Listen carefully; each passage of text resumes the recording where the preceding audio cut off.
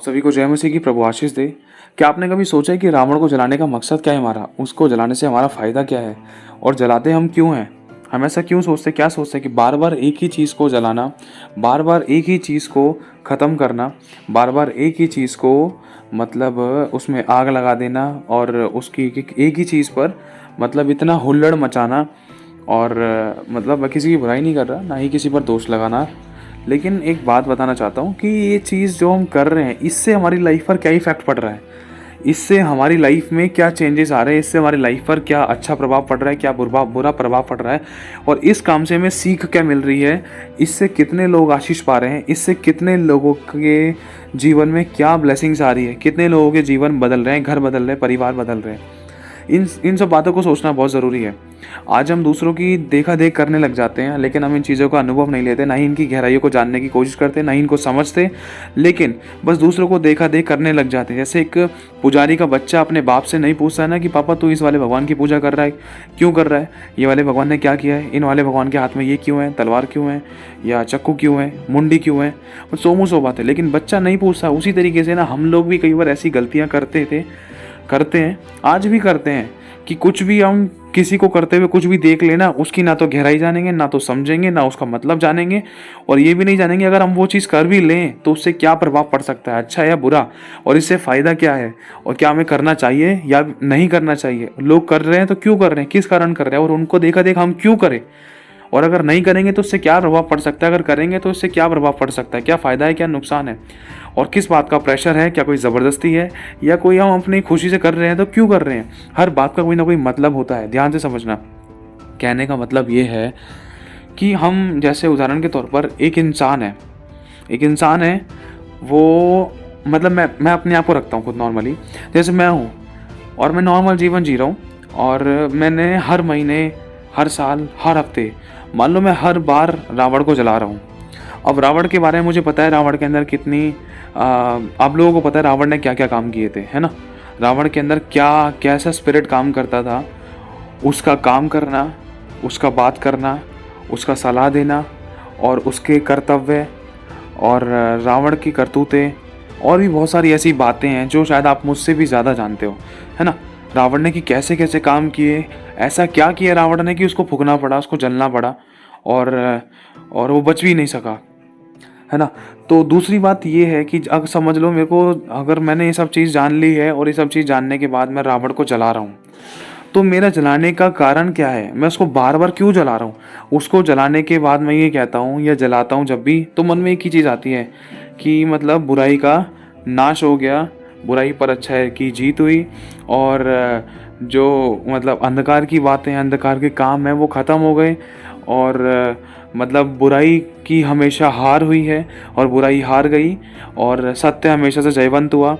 और बहुत कुछ बातें कि मतलब सत्य ने, भलाई ने बुराई को जीत लिया, और बुराई को हार देखनी पड़ी, और पाप को हार देखनी पड़ी, गलत काम को हार देखनी पड़ी। हम बहुत सारी ऐसी ऐसी बातें बोलते हैं जिसमें कि हम लोग उस रावण को जलाते हैं, तो बहुत सारी ऐसी बातें सोचते हैं कि हाँ भाई रावण गलत था, रावण ने गलत किया, उसको उसकी सज़ा मिल गई, और उसको बार बार जलाया इसलिए जाता है कि वो मतलब गलत था, पापी था, उसने ये काम किया, उसने वो काम किया, सौ बातें, इसलिए उसको जलाया जाता है। लेकिन उसको जलाने से हमारे पर क्या प्रभाव पड़ रहा है, हम चाहे 36 रावण जला लें, लेकिन अगर अपने अंदर की बुराइयों को अगर हम नहीं ख़त्म कर रहे हैं ना, कोई भी फ़ायदा नहीं है। क्योंकि हम दूसरे को जलाकर, बार बार जलाकर, दूसरे के ऊपर उंगली उठाकर, दूसरे को बार बार आग में झोंक कर हम अपने आप को सही नहीं दिखा सकते हैं। कहने का मतलब ये है, अगर मैं रोज़ाना रावण जला रहा हूँ लेकिन मैं खुद रावण जैसे काम कर रहा हूँ, पथराव करना, गाली गलौज करना, झूठ बोलना, चुगली करना, दोष लगाना, बुराई करना, स्त्रियों के साथ सोना, अपनी पत्नी के होते हुए भी दूसरे की पत्नी की तरफ ताक झाक करना, घूस लेना, चुगली निंदा करना, भाई को भाई के पीछे पिटवा देना, भाई की पत्नी को छेड़खान करना, गलत फोटोज़ देखना, वीडियोज़ देखना, पोर्नोलॉजी करना। अगर मैं रावण को रोज़ भी जलाऊँ ना, तब भी इस चीज़ से भी प्रभाव, अच्छा प्रभाव मुझ पर नहीं पड़ सकता। क्यों? क्योंकि मैं दूसरे को जला रहा हूँ, दूसरे के अंदर बुराई खोज रहा हूँ, दूसरे के अंदर कमी निकाल रहा हूँ, दूसरे को मतलब नीचा दिखा रहा हूँ, लेकिन अपने अंदर की बुराइयों को नहीं देख रहा हूँ। रावण के ऊपर उंगली उठा रहा हूँ, और 3 उंगली मेरी तरफ है। मेरे अंदर कितनी बुराई भरी है वो तो रावण से भी ज़्यादा है। रावण से भी ज़्यादा है, कितनी कितनी बुराई है, ये आप लोग हम सब जानते हैं। कहने का मतलब उदाहरण के तौर पर अगर मैं ये सब चीज़ें कर भी रहा हूँ, अगर मैं रावण को फूंक रहा हूँ या उसको देखने जा रहा हूँ, उसके फूके हुए जाने पर मैं बहुत आनंद मना रहा हूँ, खुशी मना रहा हूँ, लेकिन जब मैं अपने अंदर की बुराइयों को झांकता हूँ तो मुझे पता चलता है, हम लोगों को पता चलता है कि हमने कितने बड़े बड़े पाप किए हैं। अगर हम चाहे 10 भी पुतले, हजारों पुतले जला लें, रोज पुतले जला लें, तो उससे हमारी जिंदगी का मैल, हमारे मन का मैल, हमारे मन की बुराई नहीं मिट सकती। हम एक ही रावण को बार बार फूंकते हैं, लेकिन अपने अंदर की कमियों को नहीं फूंकते हैं, अपने अंदर की बुराइयों को नहीं निकालते हैं। छोटी छोटी बातों पर लड़ जाना, ढा करना, जलन रखना एक दूसरे के प्रति, बैर रखना, माफ ना करना, माता पिता का अनादर करना, अपने पति के साथ अपने अपने देह के समान प्रेम ना करना, और अपनी पत्नी के साथ अपनी देह के समान प्रेम ना करना, वरन सब प्रकार की बुराइयों से लिप्त रहना, नशे पत्ते करना, गलत और गंदी चीज़ों का सेवन करना। मतलब इतना इंसान बुराई में लिप्त है, लेकिन फिर भी रावण जला रहा है। अगर रावण जला भी रहा है, मैं सबकी नहीं कह रहा हूँ, मैं एक आपको बात बताना चाहता हूँ कि हम लोग अच्छी तरीके से जानते हैं, मैं किसी पर दोष नहीं लगा रहा, क्योंकि जब मैं प्रभु में नहीं था, 4 साल पहले मैं जब प्रभु में नहीं था, तो हमने भी कोई कमियां नहीं छोड़ी थी ऐसे ऐसे काम करने में। हम भी ऐसे कामों में लिप्त थे, हम भी ऐसे ऐसे काम करते थे। वो लाइफ का एक एक्सपीरियंस है, मैं आपको बताना चाहता हूँ। क्यों? क्योंकि जो हम करते हैं ना, इस चीज़ से हमारे लाइफ पर क्या प्रभाव पड़ता है और दूसरे की ज़िंदगी पर क्या प्रभाव पड़ता है, और जो हम करते हैं वो हमें क्या चिन्ह दे के जाती हैं और उनसे हम क्या चीज़ सीखते हैं। तो परमेश्वर के वचन के द्वारा जब हम इन चीज़ों को देखते हैं तो हमें ये पता चलता है कि मैं चाहे कितने भी बपतिस्मे ले लूँ, चाहे कितने भी पवित्र आत्मा का दान पालूँ, कितने भी सामर्थ्य काम कर लूँ, लेकिन अगर मेरे मन का मैल नहीं धोया गया ना, तो सब कुछ कूड़ा था, सब कुछ कूड़ा था। क्यों? क्योंकि मनुष्य तो बाहरी रूप देखता है, लेकिन परमेश्वर की आंखें मन पर लगी हैं। मनुष्य को दिखाने के लिए अच्छे काम कर सकते हैं।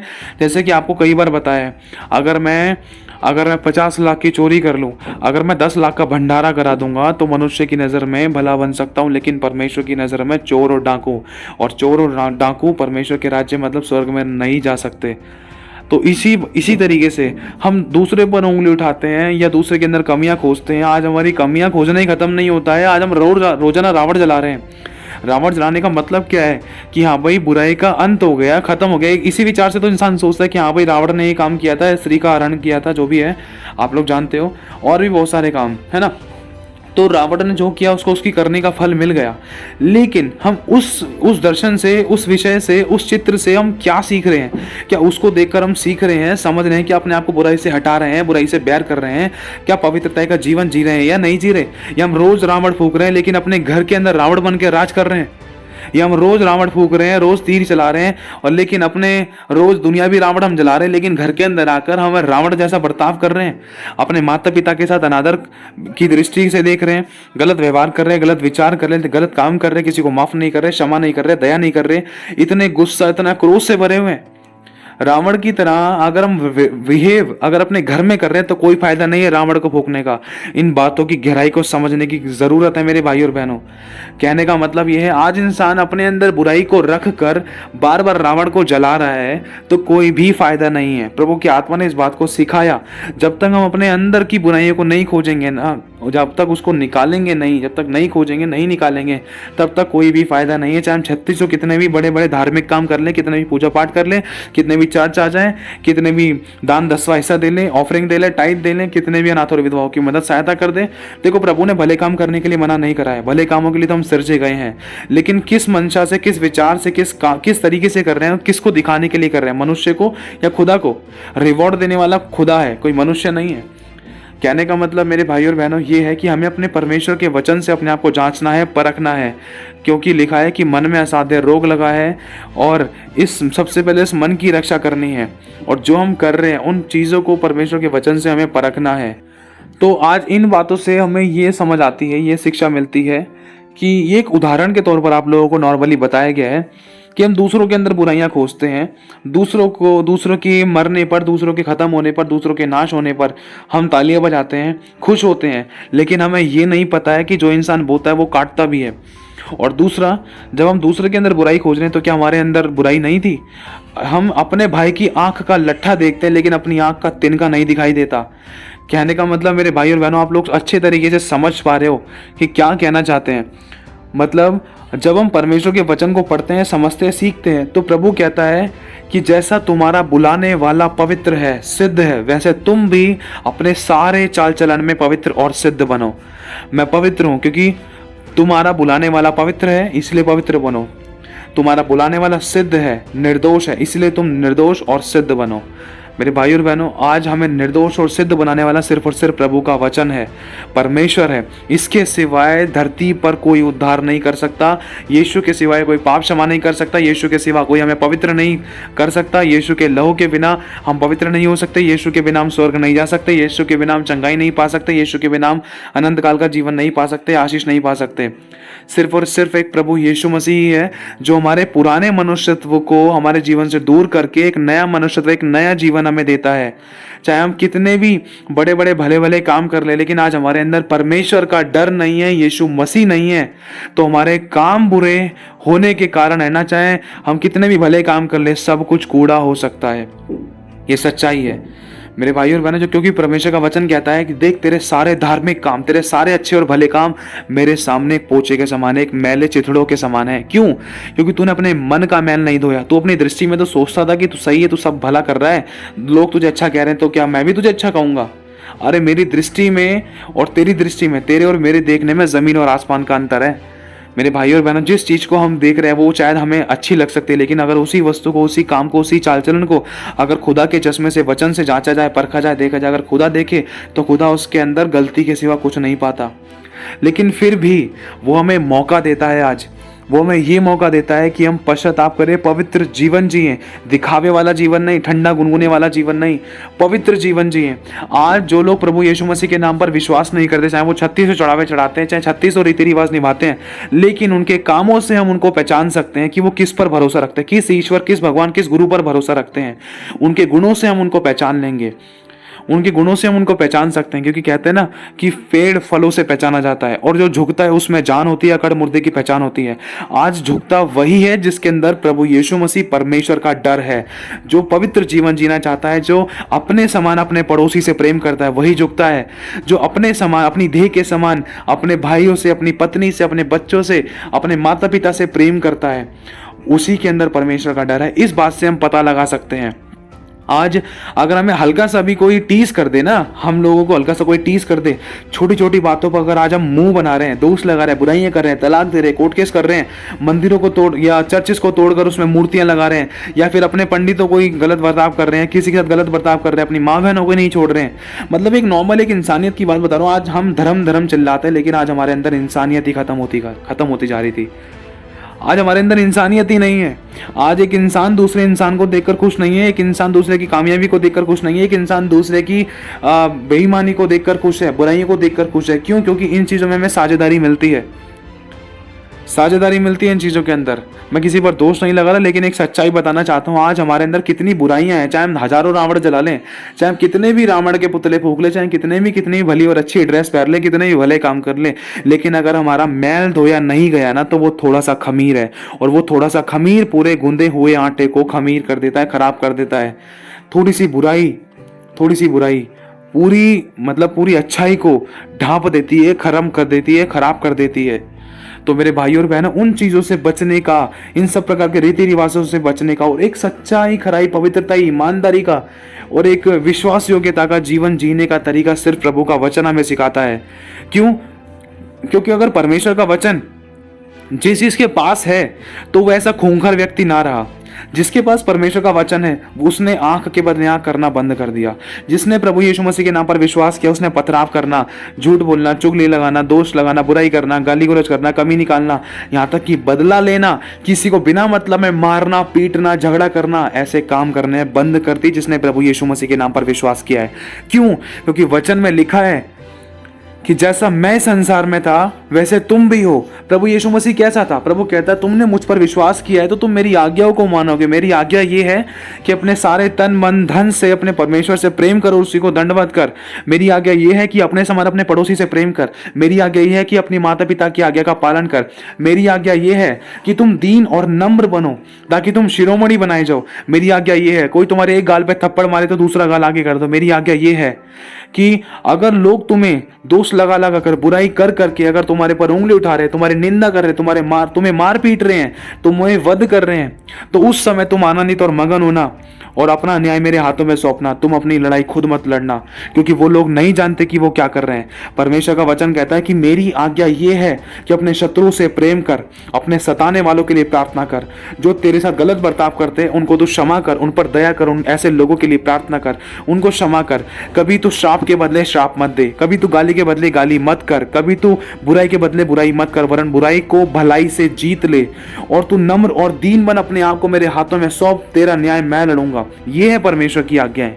परमेश्वर की आज्ञा है कि क्षमा कर, क्षमा दे। अगर तू सही भी है, अगर तू गलत भी है, तब भी तू लड़ झगड़ मत, अपने आप को सही साबित ना कर, अपने आप को नम्र और दीन करके मेरे हाथों में सौंप दे और अपने आप को जीरो कर ले, तेरा न्याय तब मैं लड़ूंगा। तू अपने मुंह से किसी प्रकार की कोई बुराई, किसी की निंदा, किसी की चुगली मत कर, अपने आप को अच्छा मत दिखा, अपने आप को नम्र और दीन बना। अगर तुम दीन बनोगे तो मैं तुम्हें शिरोमणि बनाऊंगा। अगर परमेश्वर की आज्ञा का पालन करोगे तो तुम मेरी संतान ठहरोगे। मेरे भाई और बहनों, ये है आज परमेश्वर की आज्ञाएं। और आज जिनके पास ये आज्ञाएं, जो विश्वासी हैं, उनके अंदर ये गुण पाए जा रहे हैं, उनके अंदर ये गुण पाए जा रहे हैं। चाहे भले ही कंपैरेटिवली पहले से बदल रहे हैं, हाँ थोड़ा बहुत चेंजेस आ रहा है, लेकिन आ रहा है। पहले की तरह हम खूंखार नहीं है, पहले की तरह हम मतलब छोटी छोटी बातों पर मुंह बनाकर बैठने वाले नहीं है, पहले की तरह हम लड़ाई झगड़ा करने वाले नहीं है, पहले की तरह हम कोर्ट केसेस करने वाले नहीं है। आज हमें शिक्षा मिल गई है कि स्त्री त्याग से यहोवा घृणा करता है, कि हमें कोई कोर्ट केस नहीं करना है। वचन में लिखा है कि मुकदमे से हाथ उठाना पुरुष की महिमा ठहरती है। वचन में लिखा है अपने आप को परमेश्वर सच्चे न्याय के हाथों में सौंप दो। वचन में लिखा है तुझे कुछ भी कहना तो मेरे से कह, मुझसे खुलकर कह, मुझसे मांग मैं तेरी सुनूंगा, संकट में मैं तेरे संग रहूंगा। मांगेगे तो दिया जाएगा, ढूंढोगे तो पाओगे, खटखटाओगे तो खोला जाएगा, प्रभु कहता है। इसीलिए आज जिसके पास प्रभु यीशु मसीह का वचन है तो उसकी जिंदगी सेम नहीं है। उनके अंदर से बुराइयों का अंत होता जा रहा है, खत्म होती जा रही है। लेकिन जो प्रभु को नहीं जानते, उनके अंदर की बातों को, उनके चाल चलन को, उनके कामों को हम उनके गुणों से पहचान लेते हैं। मैं फिर से कहना चाहता हूं, आज हम किस पर भरोसा रख रहे हैं? प्रभु चाहता है कि आज हम उसके वचन का डर अपने हृदय में रखें, ताकि जहां कहीं भी बाहर भी जाए ना, चाहे भले ही कोई मनुष्य हमें नहीं देख रहा गलत काम करते हुए, लेकिन खुदा तो देख रहा है। इस बात का डर आज एक विश्वासी के अंदर है, आज एक विश्वासी के अंदर है। एक सच्चा विश्वासी जिसके पास प्रभु का वचन है, वो दुनियावी सीसीटीवी से नहीं डर रहा है, वो परमेश्वर के वचन से डर रहा है, वो उस सच्चे परमेश्वर से डर रहा है जो उसको खुली आंखों के द्वारा देख रहा है। मेरे भाई और बहनों, क्योंकि लिखा है अधोलोक और विनाशलोक परमेश्वर के सामने खुले पड़े हैं, वरन मनुष्य के मन भी।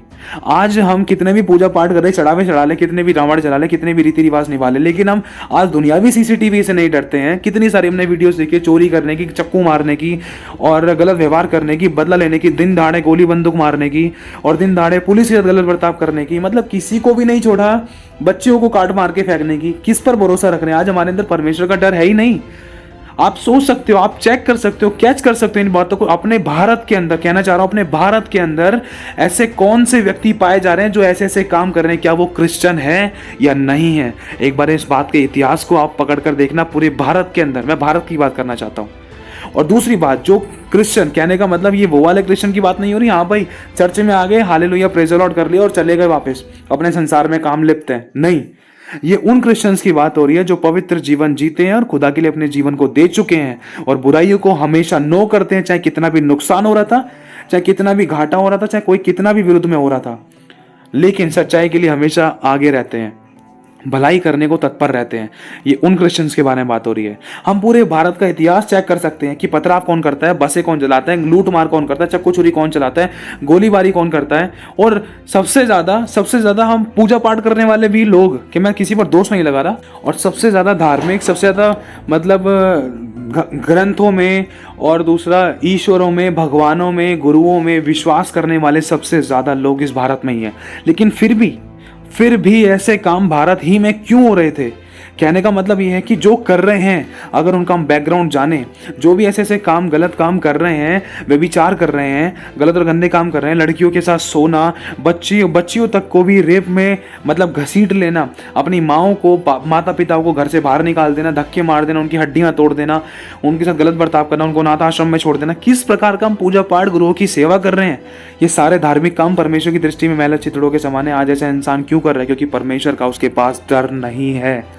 वो यीशु मसीह के नाम पर विश्वास नहीं करता है, वो पवित्र जीवन नहीं जीता है, वो डर नहीं रखता है। अगर उसके अंदर खुदा का डर होता ना, तो मैं कह रहा हूँ दुनिया में चाहे कितनी भी प्रकार की कोई भरमाने वाली बातें, भरमाने वाले काम या बुराई से भरे हुए काम धंधे होते ना, तब भी चाहे संसार कर रहा था, लेकिन वो डर रखने वाला व्यक्ति नहीं कर सकता, चाहे कोई कितना भी नुकसान हो रहा था। ये सच्चाई है, ये प्रभु का वचन हमें सिखाता है। क्योंकि जिसके अंदर परमेश्वर का डर है, जो नम्रता और प्रेम से और दीनता से भरा हुआ है, परमेश्वर उसको दीर्घायु, धन और महिमा देता है, और उसके सारे शरीर के भले चंगे रहने का कारण बनता है यदि उसकी आज्ञा का पालन किया जाए। तो आज मनुष्य को उसकी आज्ञा ही नहीं पता है। आगे कैसे पता चलेगी जब विश्वास ही नहीं करता है, और उसके जीवन में शांति भी नहीं है। शांति कैसे होगी जब शांति का राजकुमार नहीं है? शांति का राजकुमार कौन? यीशु। आज इंसान के पास सब कुछ है, लेकिन फिर भी आंसुओं में, दुखों में, तकलीफों में, बड़े बड़े गंडे ताबीज पूजा पाठ करना, लेकिन फिर भी पाप में लिप्त है, फिर भी बुराइयों में लिप्त है, फिर भी कलेशों से घिरे पड़े थे। क्यों? बहुत बड़ा कारण है। क्यों? क्योंकि खुदा नहीं है। खुदा नहीं है। अपने अच्छे वाले परिवार टूटते जा रहे थे, दूसरों की बातों पर मन लगा के, ध्यान लगा लगे, कभी कहाँ जा रहे हैं, कभी कहाँ जा रहे हैं, कभी कहाँ जा रहे हैं। शैतान कैसे कैसे भगा रहा है और उनको खदेड़ रहा है, उनको नहीं मालूम है। उनको सिर्फ बचाने वाला, हम सबको बचाने वाला सिर्फ और सिर्फ एक ही मसीहा है, जिसे प्रभु यीशु मसीह कहते हैं। और आज हम दूसरे कामों में इतने लिप्त हैं कि हमारे पास आज खुदा के लिए समय नहीं है। जब ठोकर खाते हैं तब हमें खुदा याद आता है। तो मेरे भाई और बहन, यदि किसी का भी इन बातों से दिल दुखा तो मैं दिल से क्षमा चाहता हूँ, लेकिन जो सत्य है वो आपके सामने रखा है, क्योंकि परमेश्वर का वचन सत्य है। तो प्रभु आशीष दे आप सभी को। एक बात कहना चाहता हूँ लास्ट में, हमें अपने अंदर की बुराइयों को खत्म करना जरूरी है। अगर मैं क्रूस का लॉकेट पहन लूँगा ना, मैं मसीह नहीं बन जाता। अगर मैं पादरी वाली पोशाक पहन लूँगा तो मैं पवित्र नहीं बन जाऊँगा, मैं याजक नहीं बन जाऊँगा। मेरे कामों से प्रकट होता है मेरे काम कैसे हैं। अगर मैं मसीह पर विश्वास करने के बाद भी अगर खुदा के सच्चे पवित्र जन के, प्रभु यीशु मसीह के जैसे काम कर रहा हूँ ना, तो ही मैं क्रिश्चियन कहलाऊँगा।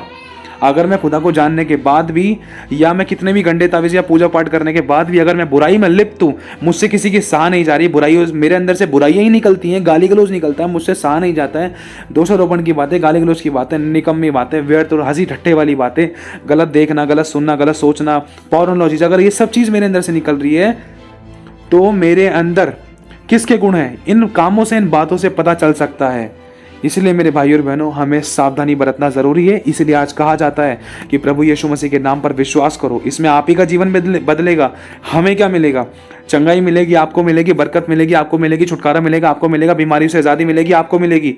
रिश्ते जो टूट गए थे वो रिश्ते जुड़ेंगे, वो आपके जुड़ेंगे। समस्याएं खत्म होगी वो आपकी होगी। मतलब जो भी मिलेगा वो आप ही को मिलेगा, लेकिन इसके अंदर आपको अपने हिस्से का काम करना है। विश्वास कर्म बिना मरा हुआ है, और विश्वास अगर हम प्रभु पर करते हैं तो दो राहों में पैर भी नहीं रख सकते। इस बात का ध्यान रखना। विश्वास के साथ हमें चलना जरूरी। जब इंसान एक डॉक्टर के पास जाता है, उसको उसकी दवाई नहीं लगती, तो उस डॉक्टर की दवाई नहीं खाता रहता है। तो या चाहे उस डॉक्टर की जगह भगवान रख लो, चाहे उस डॉक्टर की जगह किसी गुरु को रख लो। जब जीवन में कुछ चमत्कार, चंगाई, छुटकारा, आशीष, बरकत ही नहीं आ रही है, जहाँ भी जिस काम में हाथ लगा रहे हैं सोना मिट्टी बन रहा है, कारोबार ठप पड़ रहे थे, बीमारियाँ थी, परेशानियाँ थी, कलेश पे कलेश, इसकी बीमारी उस पर, उसकी बीमारी इस पर, इसका जादू टोना उस पर, अगर इन चीज़ों में लाइफ में चेंजेस नहीं है तो उस डॉक्टर को पकड़ने का फ़ायदा क्या है? जैसे इंसान डॉक्टर बदलता है वैसे ही बस विश्वास बदलना है हमें। और मैं एक बात कहना चाहता हूँ, बस हर बात में अपनी ज़िंदगी में अनुभव लेना, दूसरों की कहीं पर विश्वास ना करना, वरन अपनी ज़िंदगी में अनुभव लेना। आपने सब बातों का अनुभव लिया, एक बार प्रभु यीशु मसीह के वचन पर विश्वास करने और उसके अनुसार चलने का अनुभव लेना मेरे भाई और बहनों। क्योंकि जब मैंने लिया तो मैं उसी का होकर रह गया। आज मुझे परमेश्वर ने दूसरों के आंसू को पोंछने वाला बनाया, दूसरों को मार्गदर्शन करने वाला बनाया। आज दूसरों को चंगा करने वाला, छुटकारा देने वाला, दूसरों को आशीष देने वाला, दूसरों के जीवन में मतलब उनके दुखों से उनको आज़ाद करने वाला बनाया। मैं ये नहीं कह रहा कि मेरी ज़िंदगी में आज दुख नहीं है। मेरे भाई और बहनों, खुदा ने हमें संसार के कलेशों से आज़ाद किया है, उसने हमें अपनी शांति दी है। हाँ, मैं कह रहा हूँ कि दुख हमें होता है, लेकिन उसमें हम पड़े नहीं रहते, उसको हम अपनी ज़िंदगी का हिस्सा नहीं बनाते। खुदा हमें उन दुखों से आज़ाद करता है और हमारा मार्गदर्शन करता है, हमें निकालता है और हमारे जीवन में ऐसी बड़ी बड़ी गवाहियाँ बनाता है जो हमने कभी ज़िंदगी में नहीं सोची थी। समस्या आती तो है, लेकिन 7 द्वारों से भाग के निकल के जाती हैं, ये खुदा का वचन कहता है। और वो अपने वचन को हमारे जीवन में पूरा भी करता है और हमारी गवाहियों के द्वारा दूसरों के आंसू को भी पोंछता है कि हमारे जीवन में चमत्कार हुआ तो उनके जीवन में भी हो सकता है। तो प्रभु आशीष दे आप सभी को। जय मसीह की।